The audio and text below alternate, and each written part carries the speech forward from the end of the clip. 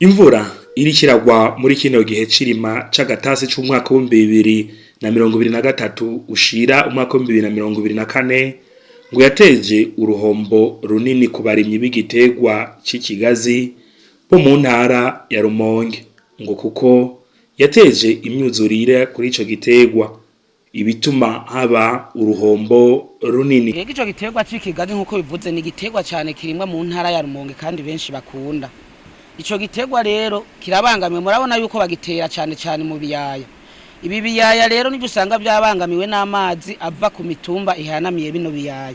Rero iyo amazi amanutse aratuma twara amasi, ndetse nkuko mwabiboneye murabona izi nkombe z'inzuzi aho hose hari hateye ibigazi, mugabo ibyo byose byaramaze kumanuka muri Tanganyika, bituma rero umwimbu w'amavuta acagabanuka. Urumva hamaze kugenda nk'amahegitari menshi, ayo mahegitari agenda atwaye ibigazi. Ivyo bigazi rero byategerezwa kuduha amavuta, ayo mavuta rero byategerezwa kuduha n'uruhombo ku ntara yacu ya Rumonge. Ku barimyi b'ico kigazi ngo uruhombo ni runini cyane ufatiye ku buringanire bumaze gutegwa n'imyuzurire yatumwe ahanini n'ihindagurika ry'ibihe. Nkaje wahomerereye haragiye nk'ibigazi bishika 200.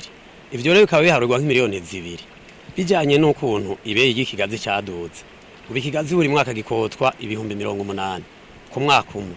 None rero kugeza ubu haragiyemo n'izindi ndimo umuntu yari narimiye ku ngengera y'ibuzimba hagenda ikivi c'imyumbati. Ico kivi c'imyumbati novuga ko ari nk'inusu ye hegitari. Aho rero kugeza ubu sigiye gusa n'abene gihugu baguma basemerera ibigazi, murabona ivyava ngaha bihitana ibiri hepfo bigahitana n'ibindi biri hepfo, mpako kazibona urubundo rw'ikigazi, ikirundi, igiserede byose bigashikaye ku kiyaga ca Tanganyika.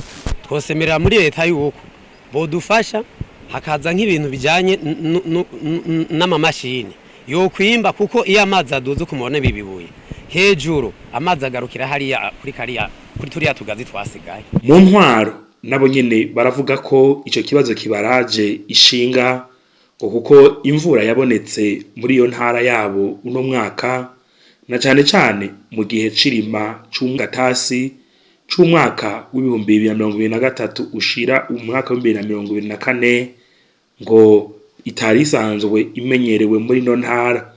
Aha rero bakavuga ko bariko bararaba ibimaze kononekara ngo mu ntumbero yo kwiga aho tegwa ibindi, ngo gutyo barabe ko batohava bategwa n'inzara ivuye ku mwimbu muke ushobora kuzibonekeza muri iyo ntara bitumwe n'iyo myuzurire. Imirima yose iri muri ako gace uno munsi yararengewe n'umuzure w'amazi. Dufatiye cyane cyane nk'imirima ahantu basanzwe barima ibigazi, bari barimye n'ibitega by'umbumbarugo, ibitega c'umuceri, tibagi n'ibigori. Uno munsi byose tuvuga uno munsi biri mu mazi. Turavye nk'ubu imvura ari nyinshi cyane kandi kibandanye igwa nyinshi, aho hantu uno munsi hakabuzuye amazi. Mwumva uno munsi ari cyo muhatera ntibishoboka. Kuvuga uno munsi rero ubwa mbere nuko tumaza kugira turaba mbega ibyo nonekara tuba bingana gute, aho ahantu twotera ibindi ho turahafise hariho byo byose utafise bamaze kuturabira kugira ngo tuvuge twajya rero hate n'umuzuro w'amazi na yuko n'umyimba bene igihugu bari biteze naho bazoronka.